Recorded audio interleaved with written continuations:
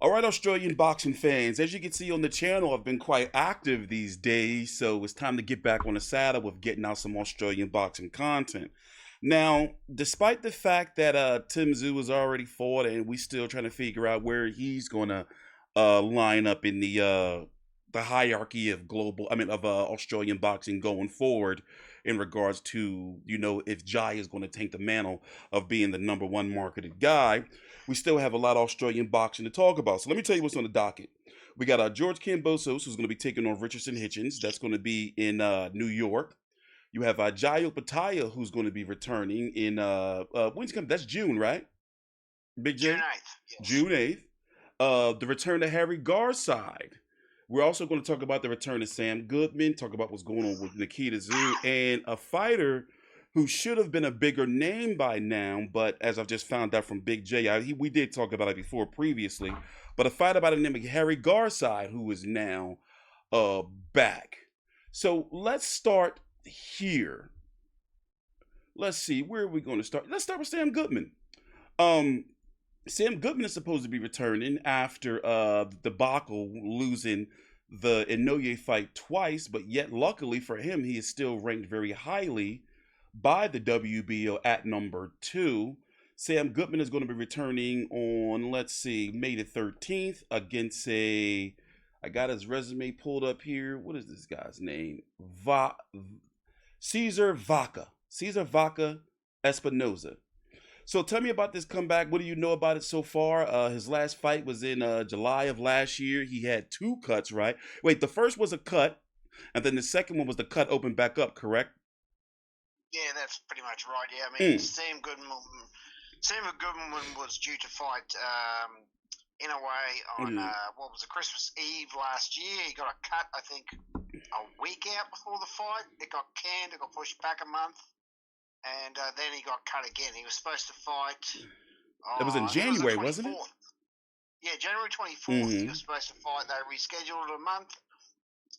He got cut again, and now his chances of fighting in a way are slim to none. I don't believe he'll ever get that fight because there's too many guys in that. There's too many guys in line for Inoue. Plus, there's also the Jinto Nakatani fight that Japan pretty Mm-hmm. much wants. That's the super fight. And he'll Um, likely be moving up after that. So Inoue is going to be actually exactly. returning on that big weekend of boxing where we have May the 2nd. You have that Times Square card headlined by Ryan Garcia and Rolly Romero. You're going to have Devin Haney, Jose Ramirez, and Teofimo Lopez taking on Arnold Barboza. That's going to be on May the 2nd in New York. On May the 3rd, in Saudi Arabia, Canelo is going to be taking on William Skull, and a fighter we're going to talk about later on.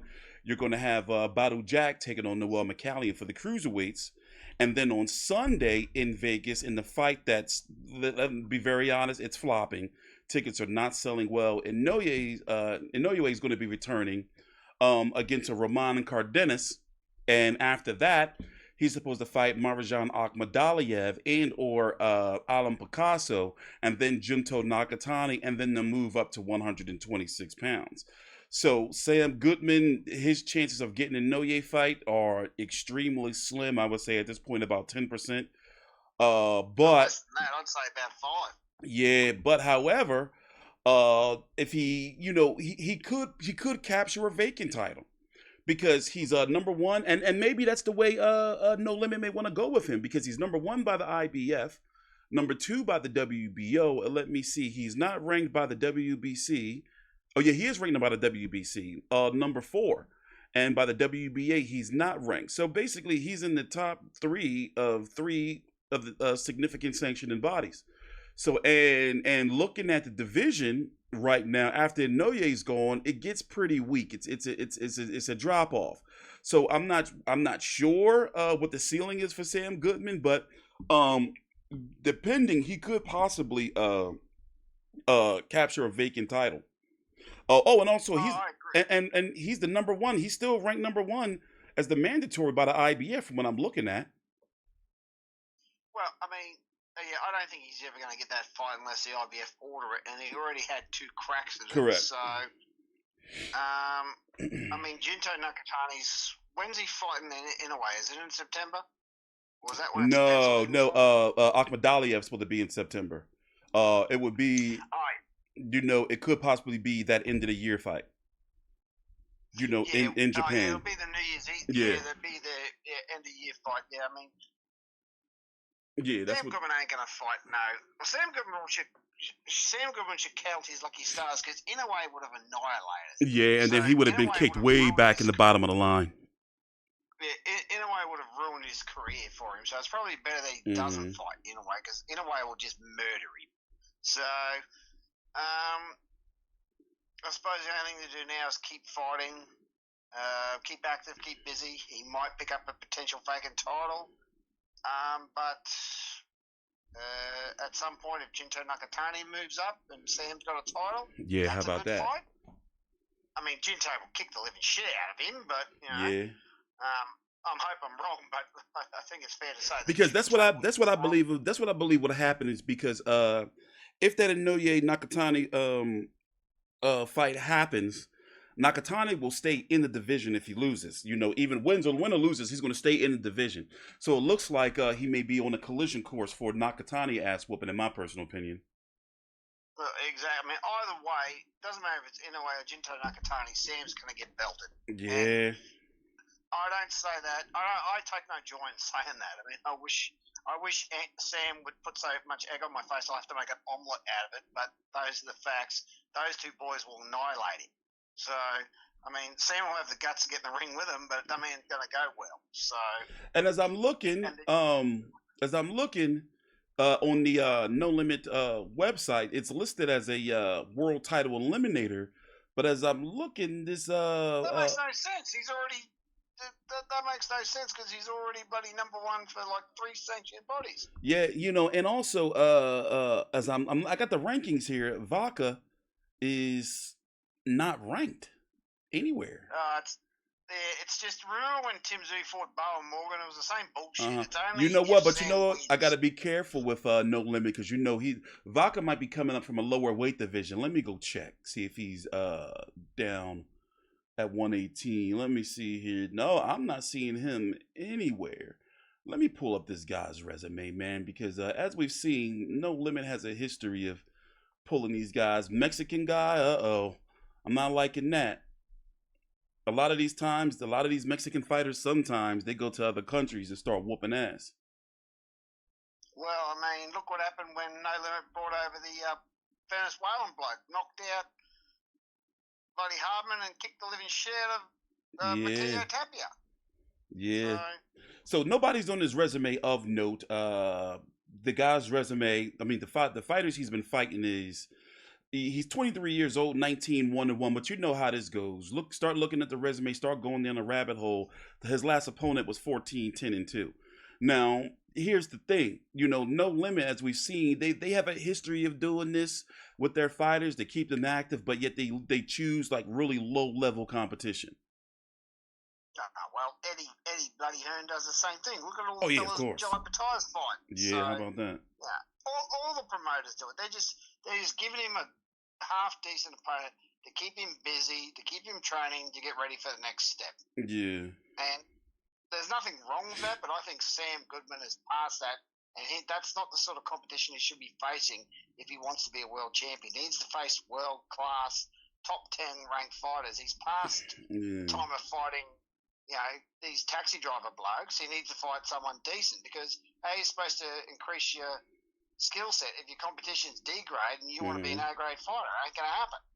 So, I really think they need to do away with these low level guys and start giving them some decent competition. Say, righto, mate, if you want to be a world champ, you have to start stepping it up. I mean, he has fought some decent guys on his resume, but no one. Yeah, he really came on the scene with that win over recently. TJ Doheny, Miguel Flores. Those are 3 solid wins right there. Yeah, so he needs to keep up with that. He doesn't need to fight guys that he can easily beat. He needs to fight the guys that are going to give him a challenge to keep the tool sharp, as they say. Yeah. In other news, by the way, on the undercard, it says that it's got. Let me just read it out for you. The names that I know of, pretty much Jasmine Parr, taking on a Holly McMath. And of course, the fighter we're going to be talking about next is I was wondering where this guy been, Harry Garside taking on a Charlie Bell. What do we know about Harry Garside? Remind me again. 2020 bronze medalist at the Tokyo Games. Mm-hmm. Pretty sure he was a lightweight at the Tokyo Games. Mm-hmm. Could be wrong. Went back to Paris and got knocked out in the first round. So it was actually pretty embarrassing. I mean, what pissed me off the most about the Australian media is that they interviewed Garside after he got knocked out in the first round, but Charlie Sr. and Caitlin Parker, who both won bronze, and nothing. Mm-hmm. Gives a fuck about Garside. He got his ass handed to him. How about you interview the ones that actually got a medal?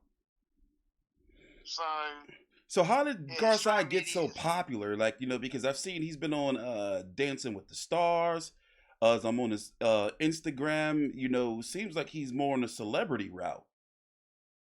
Yeah, well, I mean, I think that's just because of the Olympic bronze medal. Because I think since a bronze medal Tokyo, gets you that far, wouldn't work over here? Oh well, that's because you want to know the last person that medaled for Australia at the Olympics with boxing. Oh, okay, all right. 1988. Gotcha. I can't remember his name. Graham Cheney, I think his name was. Correct me if I'm wrong. 1988 was a silver medalist, I think, in the middleweight division. Mm-hmm. So when you haven't had a medalist for 30-odd years, it's kind of a big deal. Yeah. So in boxing, anyway, I mean, if he was a swimmer and he won a bronze, everyone go, because swimmers bring home 20 bloody gold medals every Olympics. So, yeah. But boxing, that doesn't happen. And to go back to back, that hasn't happened since, I think the 60s. It hasn't happened for a while. So... Well, I'm actually interested to see where he's going to go because he's got some charisma, but is the skill actually there? You know, like especially at the 135-pound division. I mean, have you seen these legs? His legs are just bone. I am. I'm looking at him right now. Weight division. Yeah, look at his legs. There's just nothing there. Yeah. I mean, he's going to run into the same problem Brock Jarvis did. He's going to be all upper body and no legs, and he's going to get bounded. So, yeah, I mean, he really needs to put some beef on those legs. So... Yeah, but a lot of times the fighters like to keep the weight off of their legs to keep it up top for the power and weight management. You know, I remember. It doesn't work for punch resistance because they all get knocked out. Yeah, there you go. Yeah, they don't have that based core. All right, so that fight's gonna be taking place on May the 14th. I'm gonna be checking out this fight this card if I can find it because for one, Sam Goodman, I want to see how he looks, especially since he's now after Inoue leaves, he's gonna be one of the top guys in the 122-pound division. So tell me about that women's fight that took place last week. It was like for a bunch of titles, and it was untelevised, unpromoted. Yeah, so it was on a Sam LaBruna card. Desley Robertson, the 10-3 with 3 KOs, 37 years old. My goodness. Mm-hmm. She won the IBF middleweight title on the No Limit show last year. I'm pretty sure it was the Genevieve Andre Mikhailovich show. I'm pretty sure she won that title on. Could be wrong. Or it might have been the one where Jazzy Parr fought Shannon O'Connell. Yeah, it was when she won the IBF. She fought Kay Scott. Yeah, she fought Kay Scott. Right. So in that, she had a very similar fight to Tim Tszyu. She defended her title against Kaloe Chaos, and the vacant WBO middleweight title was also on the line. So this was actually streamed on some streaming service I've never heard of. Yeah, they were charging $40 for it. I went to look it up. Well, that's a laugh. But the thing is I don't get is that if No Limit want to promote women's boxing, which they do pretty well in Australia promoting women's boxing, this was a massive missed opportunity for them because they could have snapped up Desley, say, righto, you now fight for us. Mm-hmm. Got her on a promotional deal and got the big, because this is the biggest prize in Australian women's boxing history. There's never been a unification bout in Australia. Well, I don't know any Australian female that's ever gone for a unification bout. Not that I know of. I'm pretty sure. I mean, Susie Ramadan never did. Sharon Amos never did. Diana Prozac never did. Erin McGowan never did. So, yeah, I mean, this is a massive Yeah, prize. and she's got Clarissa Shields and Savannah Marshall former belts. That right there is a big deal. Exactly. Well, she's actually called out Clarissa Shields multiple times. Yeah, which is So, why I mean, it does her a disservice to fight on such a small platform or a pay-per-view platform in Australia where nobody can see her. Well, and the other problem is that like the middleweight division for women is not where it's at. It's not. It's like the heavyweight for men. You know, it's not that many women up there. Exactly. It's 30. It's 130 to 147 for the girls. Middleweight's just a couple of just a little bit too big. So I mean, if she could get Michaela Mayer to jump up, or Natasha Jonas, or I don't think Carissa Shields will fight her. But No. Well, for one, Natasha Jonas, Michaela Mayer, they're too small. They are not going up there. Michaela Mayer has already said, you know, the max for her is barely 154. Natasha Jonas, her max, really, she was too small for 147. So, you know, she may be able to get maybe a fighter like Fran Sean Cruz DeZern. In fact, let me just look at the rankings here of the women to see who's actually up there that rings any bell, because historically that 160-pound division in women, that's like that's like dead man's land, you know, when it comes to, you know, the women, as you know, are all between, you know, like the good ones between 122 and 147. Even 154 pounds for women is barren. Yeah, you know, so 147 is below, and below is where the money's at. And, you know, this woman's 37 years old. So, you know, I don't know. And I'm looking at some photos here. Like, she's a big girl. She ain't getting down to no 147. The lowest she's been in her career, which was 2023, she was at 150. You know, so but yeah, to capture these belts and not really get any marketing or even article. You know, we're probably the only ones mentioning her on YouTube, to be very honest. Oh, there was a couple of videos. There was a couple of videos about it, but nothing, you know, jumping up and down about it. So, but I thought this was a massive missed opportunity for No Limit, because they could have made, you know, I mean, they could have built something off her, because, you know, I mean, Shannon O'Connell's got 1.5 legs in her shoulder in retirement. Jazzy Parr's far too young. She's only a baby.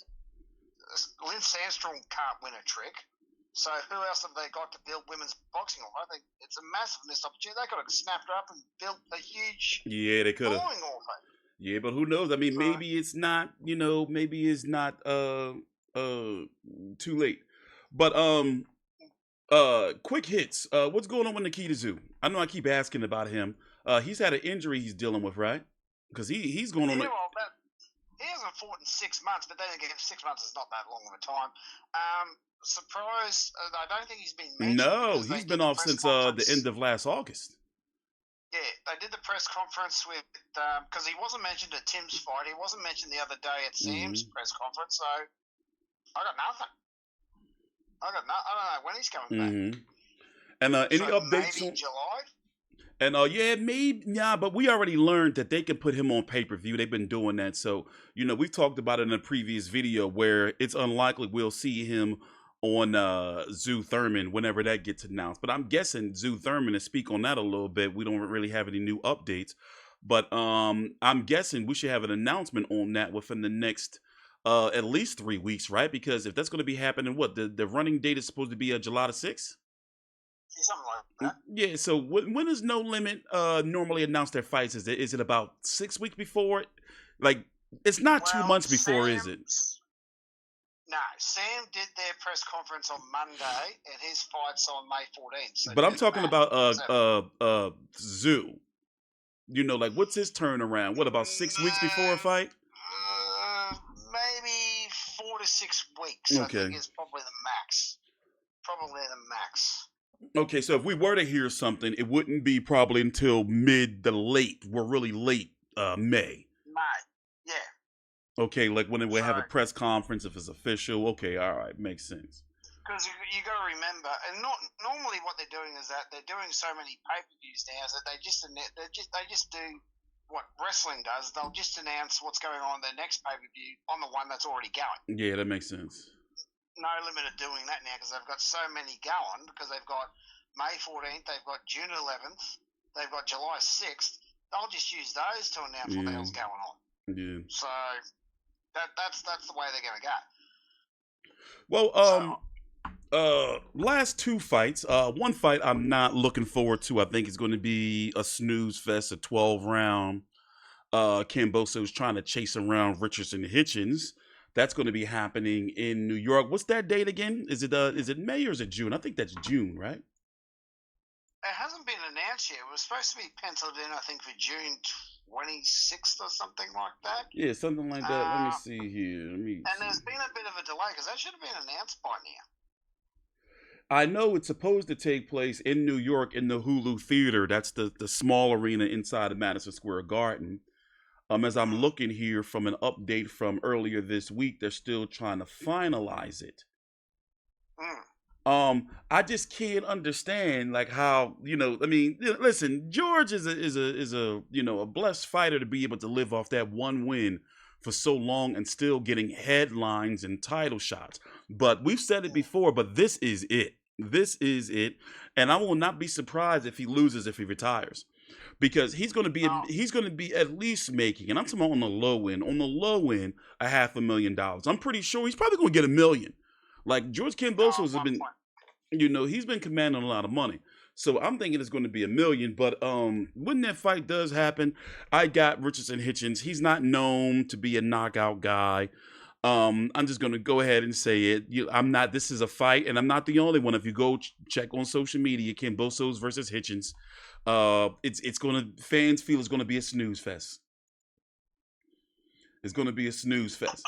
And when you got Kambosos, let's just go ahead and look at it. I say it all the time. When you go back to 2019, Mickey Bay wins split decision. Lee Selby split decision.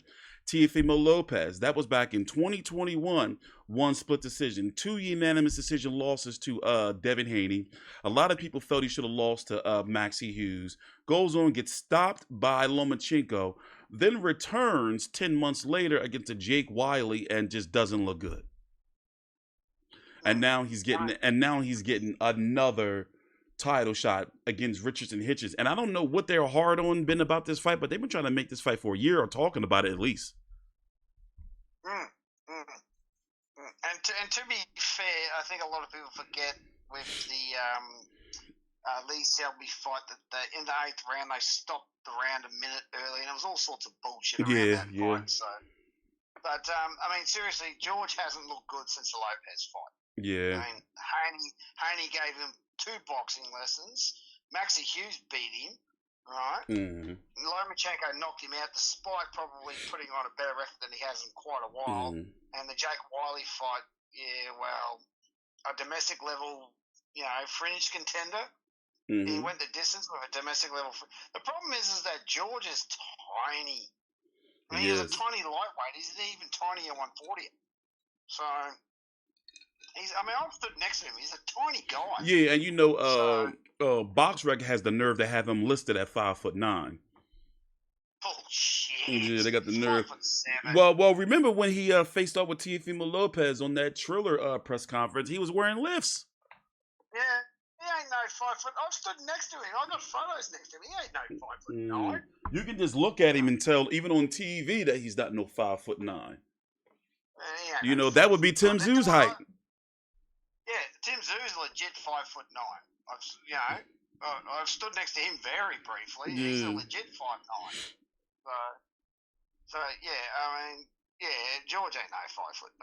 But but I'm actually concerned. I don't think this will be a snooze fest. I think Hitchins might towel him up for 12 rounds, maybe even knock him out.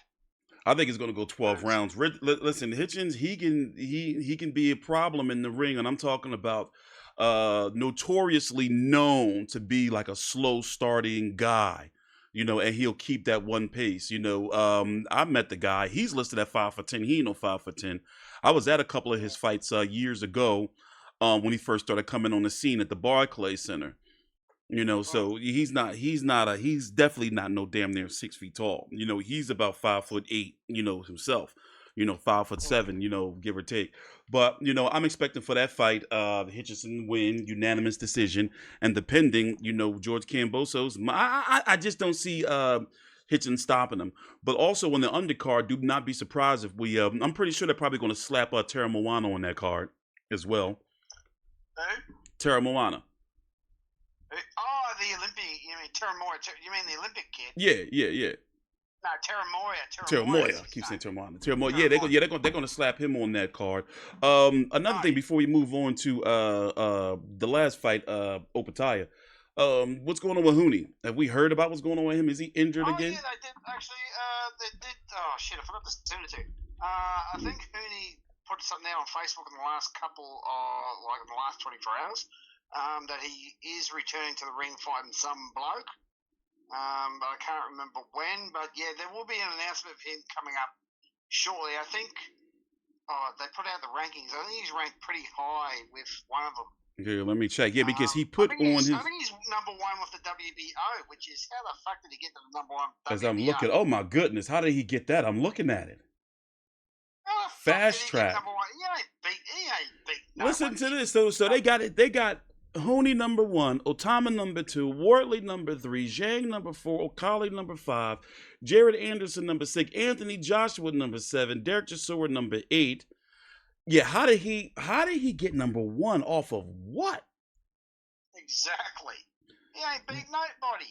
He's beaten a bunch of bloody domestic level guys and 2 blown up cruiserweights that almost knocked him out. As I'm looking at his resume, there is no, the only fight of some note, well, 2 fights is Andrew to beat. South African bloke. Yeah, Andrew and Kevin Lorena. Yes, that's the only one that's of some note. But for him to get a number 1 ranking by the WBO, like 1 fight away from a title shot, that makes no sense. If that's not a fast track. Well, it's a fast track. It's a fast track to him, buddy, meeting what's that young kid's name that knocked out Moses Otama. Moses Otama will fucking slaughter.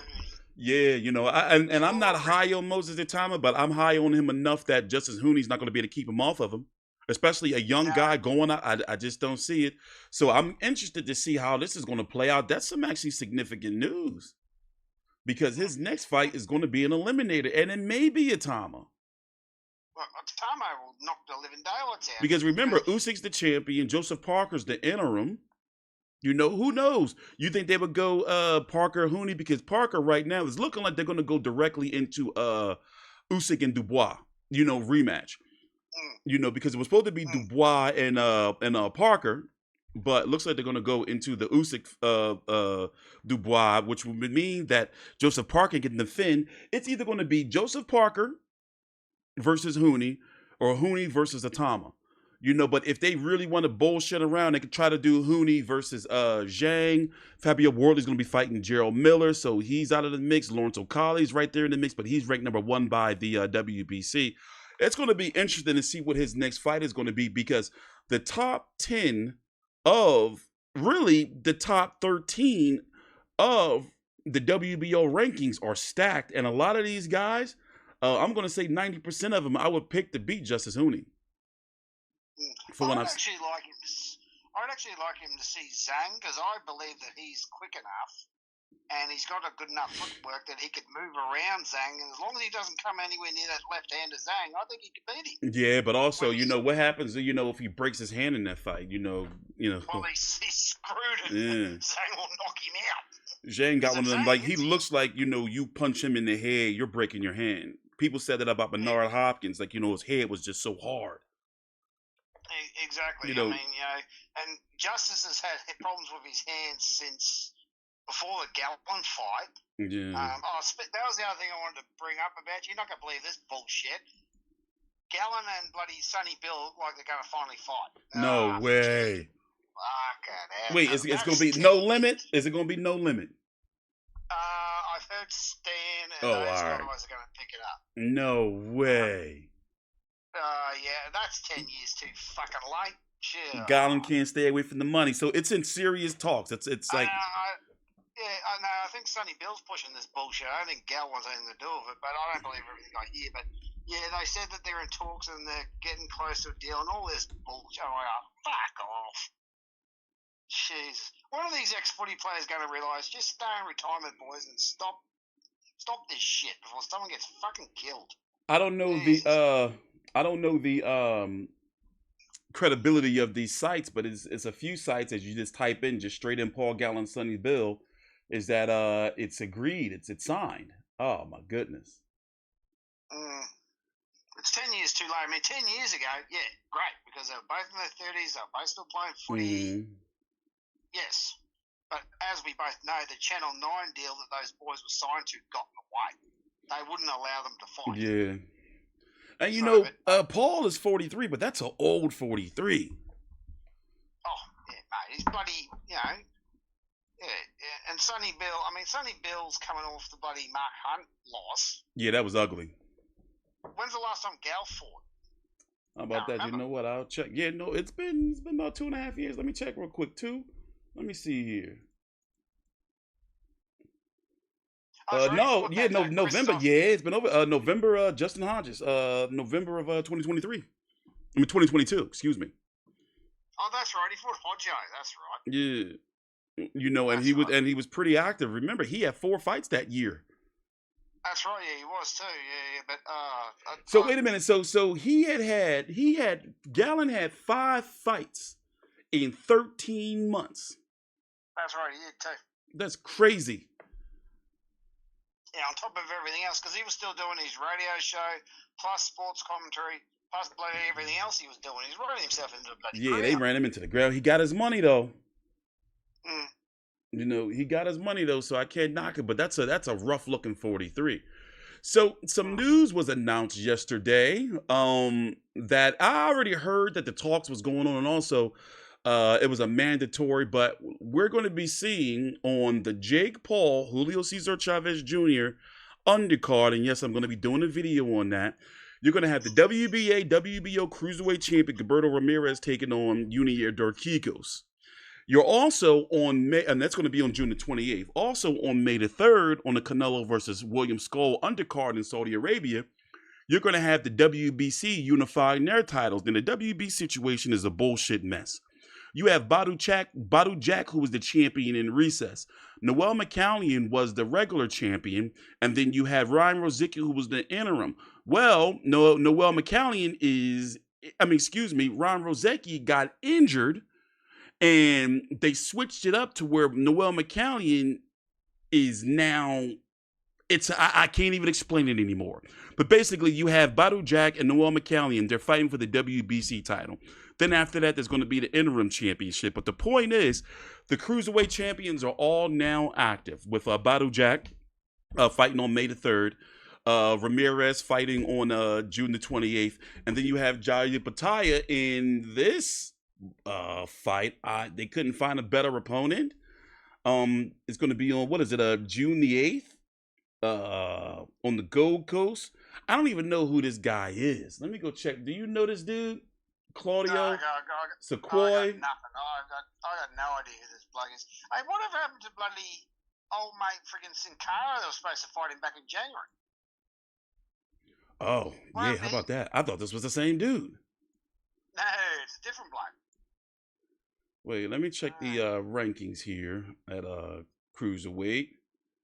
Yeah, how about that? What happened to him? He was ranked number 1, and it looks like he's ranked number 1. So what the IBF does is, if you're ranked number 1 by the IBF, that usually means you're the mandatory. I don't know what happened to him, but he's going to be fighting Juan Diaz next weekend. So this guy got another fight. Fair enough. 40-year-old German. Yeah, that's right. I think they're just keeping Jai busy and trying to build his profile. But damn, they couldn't find, I'm guessing nobody wanted to fight him or better competition. Yeah, no, but the cruiserweight division at best of times is weak as piss anyway. Everyone knows that. Yeah, it's real top heavy, because as I'm looking at it right now, the main players are Opetaia, Ramirez, the champions, and you got Ron Rozicki, Junior Dorquicos, everybody else. Yeah, it's a steep drop off. Exactly. It's 3 or 4 blokes at the top, and everyone's down at the bottom trying to, maybe get the rope ladder as the ship's flying off or whatever. So, it's always been a pretty piss weak division. I mean, name me 5 world-class cruiserweights. Yeah, there you You're go. scratching your head to do it. What, Usyk, Holyfield, the 4 blokes at the moment. Breedis, You couldn't he'll name... be up there. Who? Breedis, David Hay, those guys will be up there. Yeah, but you'd be racking you couldn't name them all. Yeah, it's not. Yeah, you're right. Sit and do some research. So, because there's always been that thing where where if fighters move up from light heavyweight, they would take a stop at cruiserweight, but then it's like, why just go to heavyweight? The bigger money's at heavyweight, and just get their asses knocked out. That's been known, all the way back to guys like Chris Bird when he was, up there at 210 pounds. At heavyweight, he just didn't one of the Klitschko's clean him up? Hell yeah. I think both of them, if I'm correct, both of them fought him, I believe. One, he beat one, and then the other one got the revenge. No, he beat the little brother. Totally kicked the shit out of him. Correct. Yeah. In fact, I believe that Vlad quit in his corner, if I'm correct. Let me see real quick. But yeah, so in a perfect world, it's looking like we could possibly get an undisputed no later than this time next year, but they got to stop slow rolling with these fights. Now, Badu Jack, I'm glad that they're getting that situation taken care of, and also Badu Jack, he's deep in with the Saudis, so there's some money there to be made, and it looks like if Opetaia wins and Badu Jack wins, that's going to look like that's going to be the fight to be made, and probably in Saudi Arabia somewhere, hopefully for you guys they'll do a unification in Australia that makes sense, or try to bring undisputed to Australia, because Gilberto Ramirez, he should go on to beat Dorticos, but Dorticos has fight-changing power. You haven't seen him that much over the last several years, but he's good. He's aged, but he's good. I covered him in the World Boxing Super Series. Yeah, I think Ramirez will be fine. I mean, the biggest fight in the cruiserweight division, everyone knows, is Jai versus Ramirez. There's not much maybes about that. Yeah. But I think I was talking to a mate of mine earlier today, and he reckons, and I agree, Jai's going to go the WBC route, get that belt first, and then go after Ramirez for undisputed. Yeah, because him and Badu Jack have been circling each other for some time. They even had some photo ops, if I remember correctly. And Jai, let's be honest, Badu Jack is a lot easier target than Ramirez for Jai. There's no buts and maybes about that. Yeah. So, yeah. And Badu Jack is the smaller fighter by far. Exactly. So, and Ramirez showed against Chris Smith, he ain't no joke. He beat the piss out of Chris Smith. And we talked about it because, he's walking around at his regular weight. So he don't have to worry about, he's coming up from, remember, Gilberto Ramirez started his career at 160 pounds. Long reigning 168 pound fighter. Yeah, so Jai's a natural cruiserweight as well, because he's only cutting from 210, 215 max. He's not losing that much weight to come down to cruiserweight. He's only losing 10, 15 pounds at the max. So, I really would love one day, to be able to see him and Usyk, but it's looking less and less likely, as Usyk is he hasn't been talking about retiring, Usyk, but it's been hinted at, he's only saying he's got a few fights left. Yeah, I mean, he ain't fighting now. Usyk's got too much business to take care of at heavyweight. He needs to be undisputed again. He needs to give Joseph Parker his shot. I think Joseph Parker got the bloody rug pulled out of him with the bloody Daniel Dubois. That was bullshit. Yeah. That was bullshit. So, because I believe that Joseph Parker would kick the living shit out of Daniel Dubois. I don't think he could beat Usyk, but Parker could beat Dubois. So, and what's the point of Usyk fighting Dubois again? Usyk will just kick the shit out of him again. Yeah. So, yeah, but it's about that low blow. They were like, what if the low blow didn't happen? Or, what they're saying was a low blow, that Usyk should have been stopped by a body shot. No, scrap that. Bloody friggin' Dubois, that wasn't no low blow. That was legit. Dubois should have won that fight. I remember that. Yeah. A different fight. But then, Dubois ended up going out there getting stopped by jabs. So, there's that as well.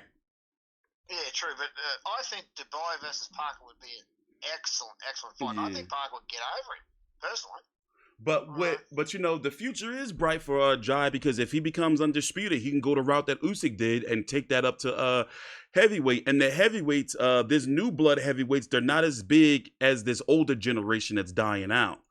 No, So they're not. so the next couple of years, 32, 33 years old, and that's really been the age of the good heavyweights over the last couple of decades.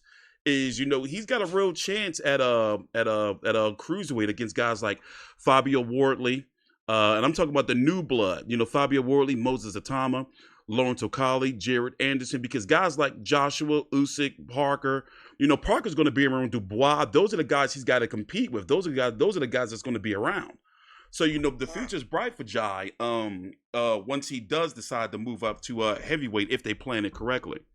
Yes. Closing thoughts on this guy? Oh, let's see who's on his undercard first. Let's see if they got anybody listed. You got Ben Mahoney on the card, yep. Max McIntyre, and Connor Wallace. Yep, that's the young kid that's the number one for Bivol. Okay. He's number one with the IBF, I believe. Yeah, so and I remember Matchroom just signed him to a long-term deal. Yeah, but he ain't getting no Bivol. I mean, no, it ain't happening. What, is Bivol fighting Benavidez again in a bloody rubber match? Yeah, that's official. That's why that's why Bivol had to drop the WBC title. They're going forward with the Beterbiev third fight. What, not for undisputed? What do you have to drop WBC belt for? Because if he didn't drop basically WBC ordered that he had to fight Benavidez. So, because of the agreement with the Saudis, it was already signed for him to do the third fight with Beterbiev. So he dropped the belt. They asked for an extension, but they didn't give it to him. And here's the thing, even Benavidez said he didn't want to get in the way of the third fight. So he's now the email champion, and he's going to be fighting Callum Smith. Oh, that's fucking bullshit. Yeah. Well, Bivol's team was pretty pissed, so and they dropped the belt. I don't fucking blame them. They pretty much threw it in the trash. Like it was a big story a couple of weeks ago. Who was the bloke that did it back in the 90s? Threw the WBC belt in the trash because he wouldn't fight Lennox Lewis. What was his name? The bloke that beat Holyfield. Tony. Fought Holyfield 3 times. Tony. No. Bo. Yeah, Riddick Bowe. Riddick Bowe. That was him. And then if you think about, WWE, what is it? What was her name? Alondra Blaze threw it in the trash. Nah, Medusa. She was pissed. Medusa. And Vince was pissed. Yeah, but that was in WCW. Yeah, I remember that. Do that belt in the trash. Yeah, throw it. I remember that. Mm-hmm. That's the reference I was going to make, but I thought the Riddick Bowe one was more appropriate. Yeah, he literally threw it into the trash can. Yeah, I remember. Eric Bishop told her to do it. It was all set up. Yeah. So, but what a crock of bullshit. I mean, they fucked Bivol over. They fucked Benavidez over. They fucked poor old Benavidez over. He's been getting fucked in two divisions. He got fucked in 168 by Canelo and got fucked up here. Yeah. But the censor. Go ahead. Does anyone actually like David Benavidez? Because he seems to get fucked over all the time. No, well, here's the thing. He's got a good, fans like him. But here's, he's been caught up with unfortunate political bullshit. And, I'm not a fan of his management team. I hope they kiss. I hope they kiss him first before they fuck him. Jesus. Yeah, because he's been definitely getting screwed over. I shouldn't blaspheme. Especially not on Easter. Sorry, I shouldn't be blaspheming. But all right, closing thoughts. God, I'm pissed off about that bloody situation now.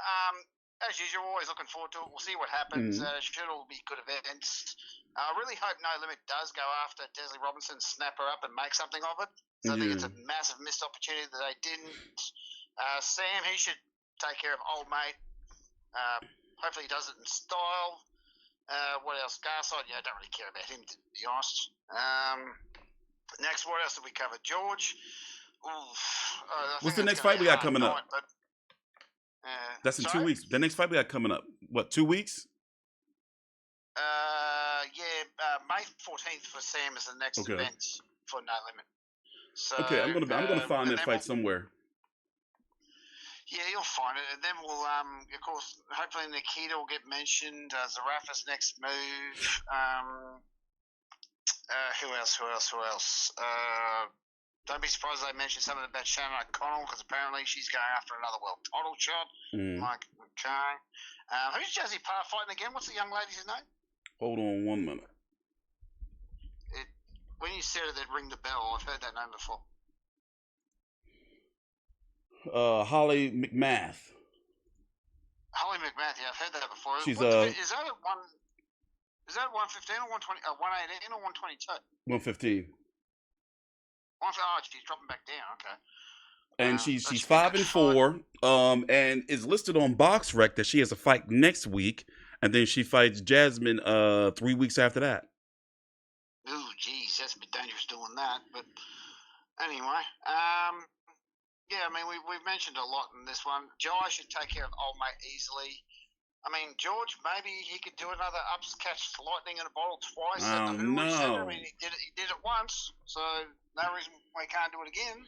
Yeah, well, you know, if he does that, he gonna be back on top of the world again. But I just don't see it. You know, as they say about waking up on them silk sheets. That's what I'm wondering if that's what it is. You know, he made that money. It's just not. You know, that ferociousness is just not there anymore. That hungerness. I mean, he hasn't looked ferocious since the Lopez fight, let's be honest. Yeah. So, but, I mean, you've got to give George credit because he has got the best resume an Australian has for a very long time. I mean, how many Australians can say that they fought 3 top 10 pound-for-pound guys? Yeah, I mean, there's not even Jeff Fenner can say that. And everyone considers him the best of all time. So... And this will be his 5th title shot. Yeah, I mean, you got to give George credit, mate. He gets the job done. He gets all the big fights. I can't, like I say, you know, 5 title shots, you know, can't beat that, you know? Exactly. He's done pretty bloody well for himself. So if he loses, I hope he just gives it away, gets a nice commentary job, and and he's made plenty of money. Just an estimate, he's had to clear at least 10 easy. Yeah, 10, and I know easy. 10, but it has to be upwards of like. I mean, it has to be like, I'm thinking 12. Now, I don't think 15, but he's made significant money. He's arguably one of the top 10 highest paid fighters. Let me think off the top of my head. Probably the top 10, definitely top 15, but I'm going to say top 10 highest paid fighters over the last 6 years. Oh shit! You think about it. If you really. Well, that would have been if before the Saudis. Let me say it that way because they've been paying ridiculous money. Sense. But if this was 2 years ago, last year, you know, a year before, yes, he was in the top 10. He was making significant money. The Haney's fights, you know, the Loma fight, the Teofimo fight. Yeah, but then again, you got Fury, Usyk. Joshua was making a shit ton of money, like all the heavyweights will make. Those guys are commanding minimum $20 million a fight. Yeah. So, how about that? You know, you had Usyk. You know, he's made $40 million his last 4 fights. Crazy. Each? Yeah, he's been making significant. I was going to say not all that bullshit. No, he's been making. Yeah, they've been making significant bank up there at heavyweight. You know, significant money. Well, Canelo's making $60 million a fight, isn't he? Or some ridiculous amount of money. Yep. Yeah, he's I forgot. It's either 60. I believe is just to get him in the ring is like 52 or some old weird number like that. But either way, just ridiculous. Yeah, how much is Inoue getting a fight? At least 5. Yeah, he's getting about that much. But his fight mostly comes from Japan. His money. Yeah, but, you know, he brings in significant, and he's got significant sponsorship deals over there. Yeah, and plus they get 60,000 people to every single one of his fights. There you go, always sold out. Yeah, you know, fireworks, spectaculars, everything. Oh yeah, I'd love to go. We need to get our asses to Japan and just go and check it out.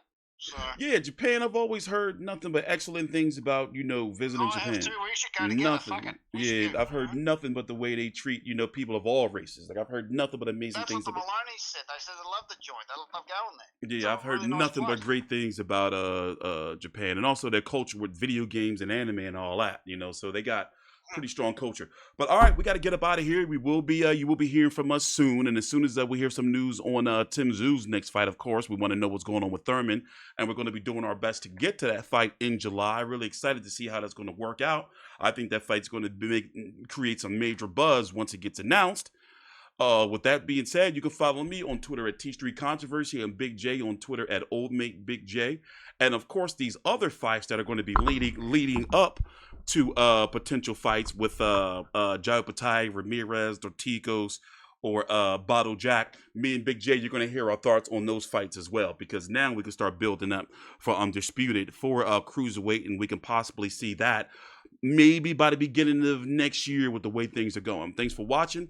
Please subscribe and drop a like and a follow before you go.